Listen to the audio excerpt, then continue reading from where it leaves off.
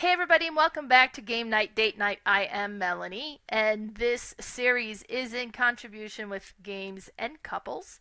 And Games and Couples do amazing things. They do couples counseling, but they utilize a lot of board game as a tool for couples. So either as an inexpensive, easy way to make quality time for each other, or to help them learn how to work with each other when playing a cooperative game, or how to deal with conflict resolution if you're dealing with a game that has a little bit more conflict. And to help with that is they've created a rating system.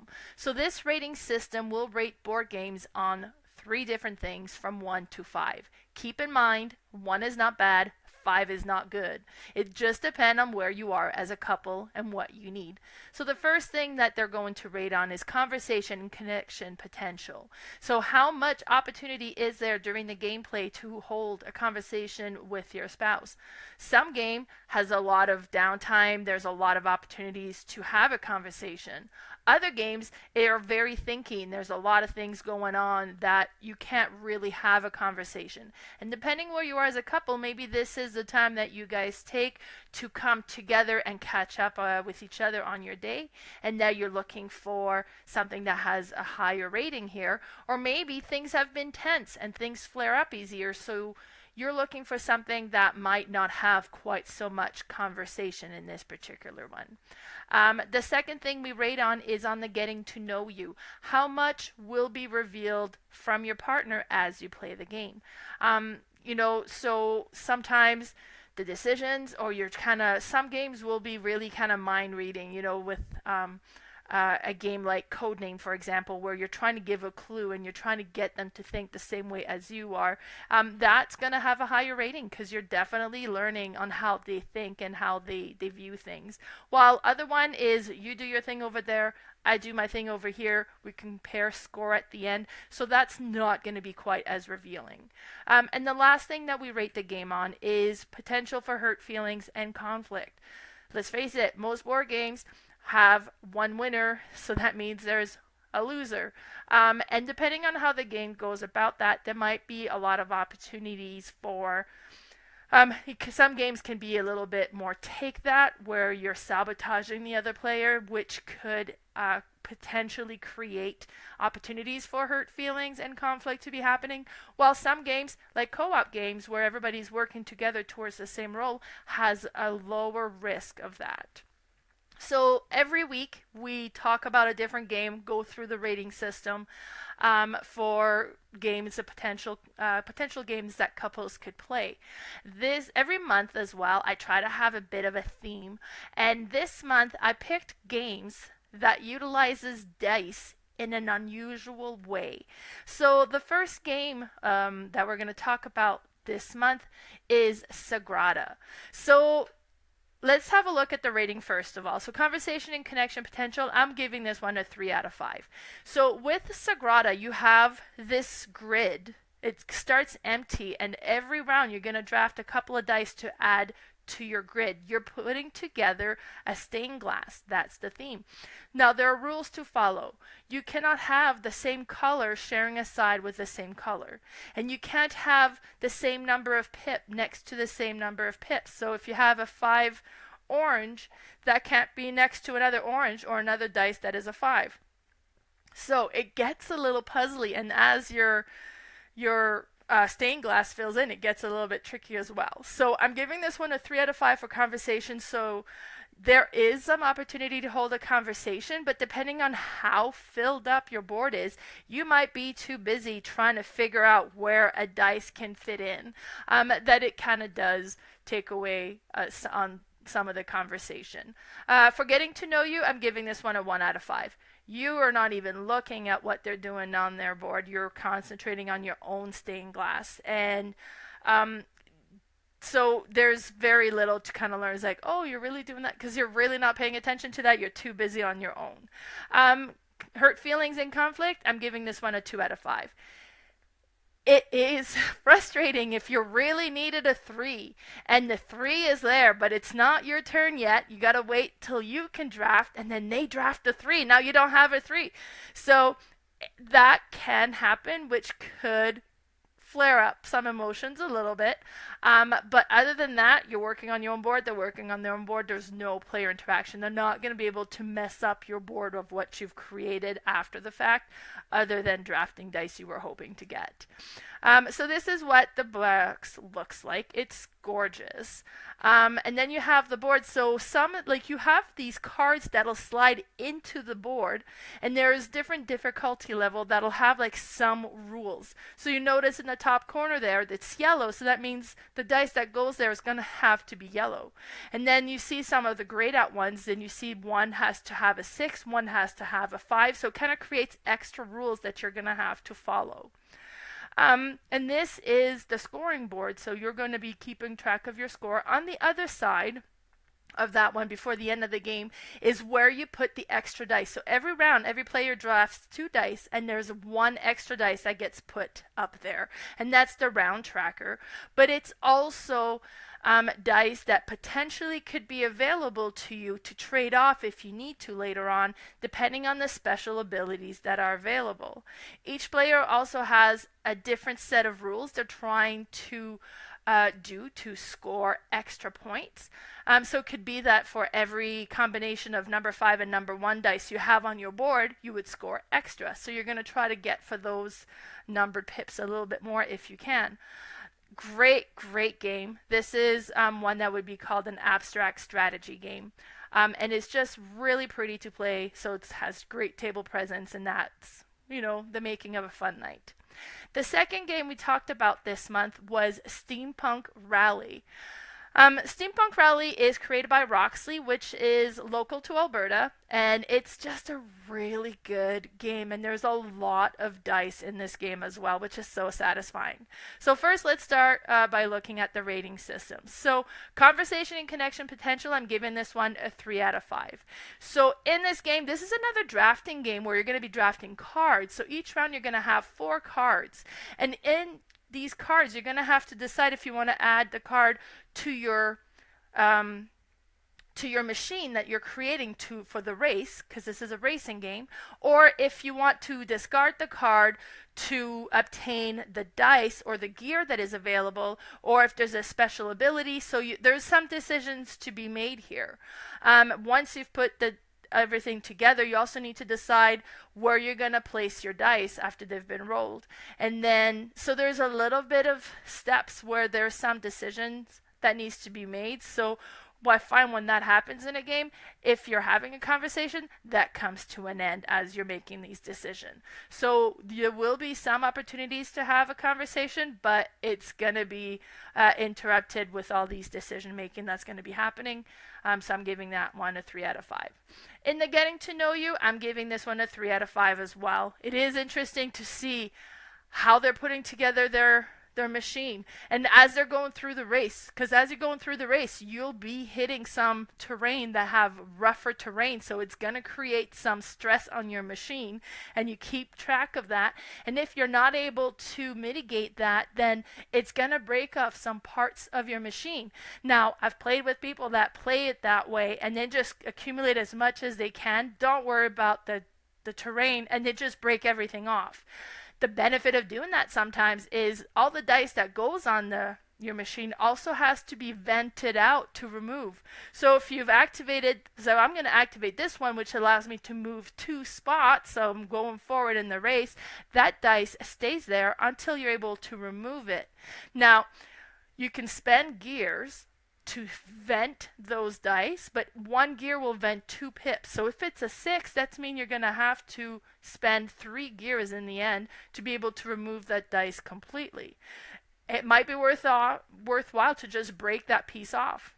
So it's interesting to see how your partner is going to make those decisions and what their machine's going to look like, how the race is going to go.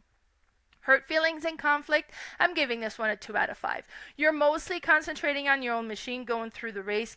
They're doing their own machine going through the race, but there is the opportunity sometime to add extra rough terrain on different path that your partner might be going. So that, you're going and taking this shortcut, which has a bit of rough terrain. Well, I'm going to add extra rough terrain there, and then you're going to have to break off some of your machine. So if that happens, it could flare up some some conflict a little bit. So this is what the game looks like. This is a picture of the machine put together, and you notice there's some dice on each part of the cards. And then the way that you put the machine, they have to have a connection, and everything has to kind of go back to the cockpit.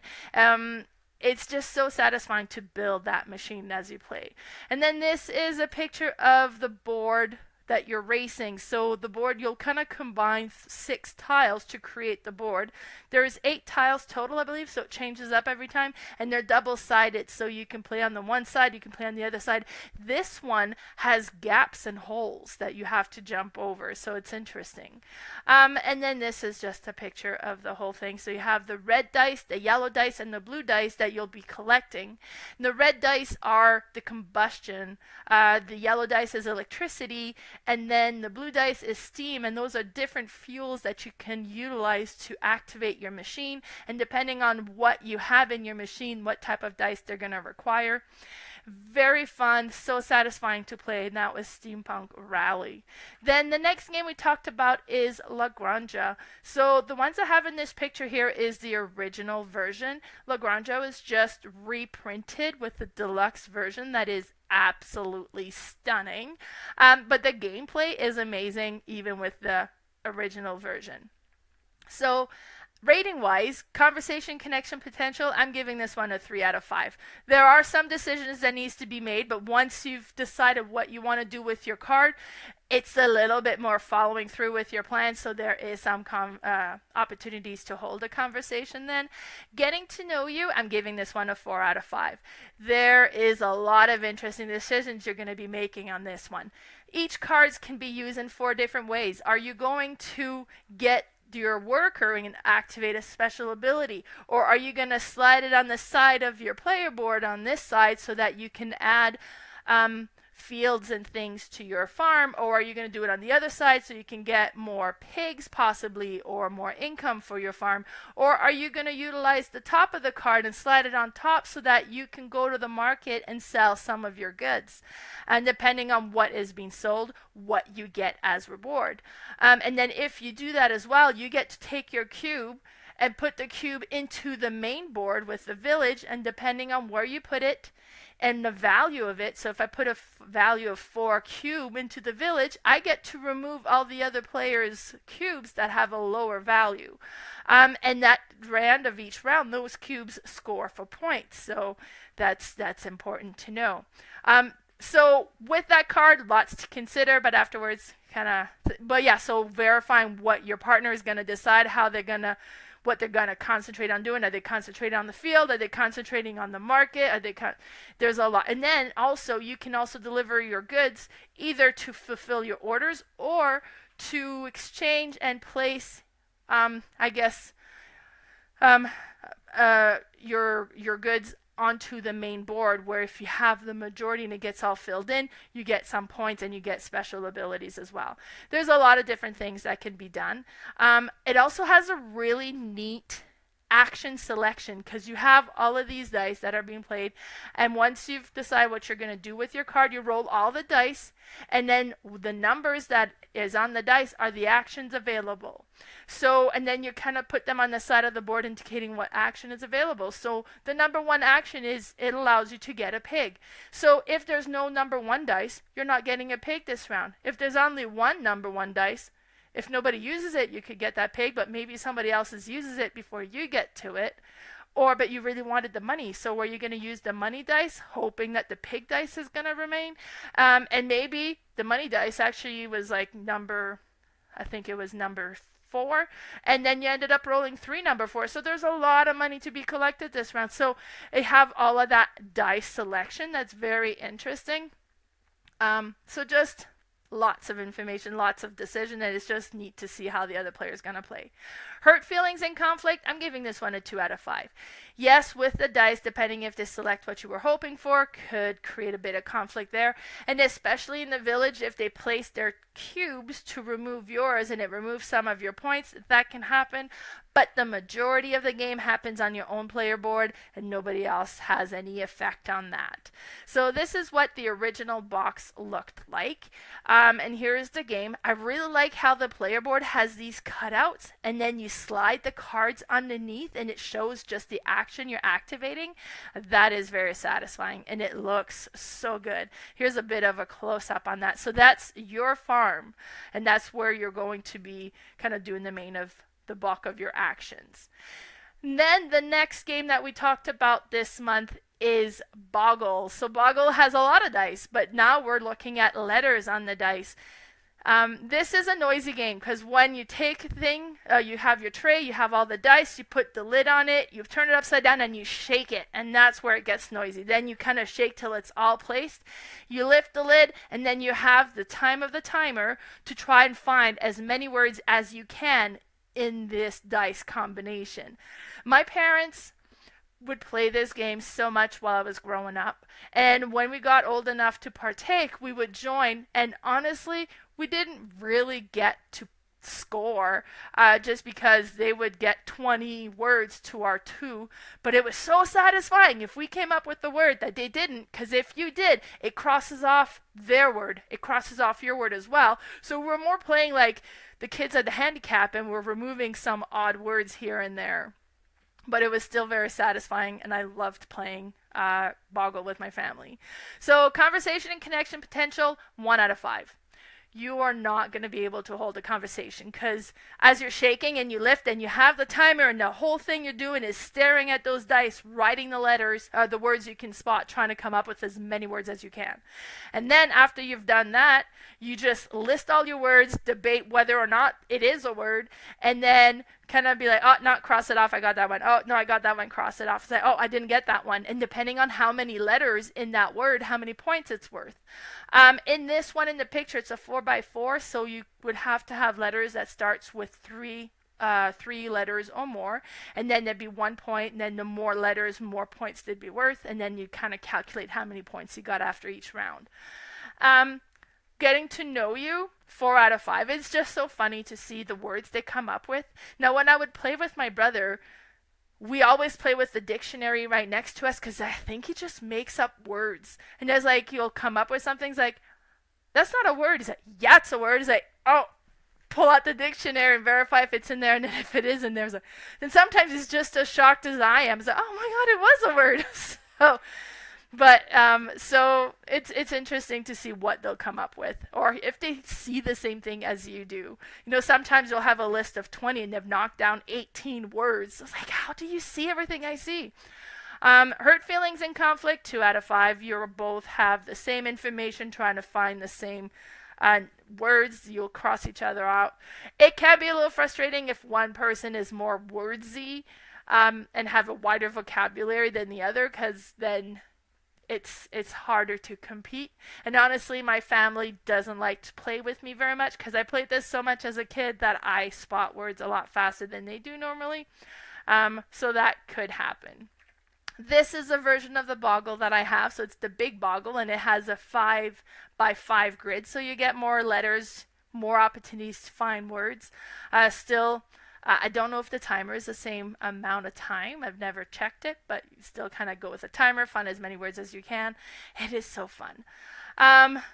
Just another picture of the game I'll put together. And then this is a picture of how it works. So when you're looking for your words, you cannot use the same letter twice. You also have to go from one letter to another that is touching or sharing a corner as the other one. So in this one, they found the word right, so W-R-I-T-E, because you could do the line. You wouldn't have been able to jump, and go Twix, T-W-I-X, which I don't know would have counted because that's a name brand, so it wouldn't have counted anyways, but it's just so satisfying. Looking at that, you can see hat. That would be a word that you would get. What else is there? Ref. Now, ref for referee. Is that allowed? Depends on what the dictionary would say. Just such a satisfying game. Played this one tons as a kid. I still own it. It doesn't get to the table quite as much just because my family gets frustrated playing with me. But when I get a couple of words game playing with some friends, this one is one that I like to pull out. So that was it for the games we talked about this month. Be sure to follow us on Instagram. My Instagram is Mel's_boardgame_room, and we also have Games and Couples. On Facebook, my Facebook page is Mel's Board Game Room, and we also have Games and Couples Love in the Age of Board Game. And the YouTube channel is Mel's Board Game Room and Games and Couples Love in the Age of Board Games. Bye, everybody.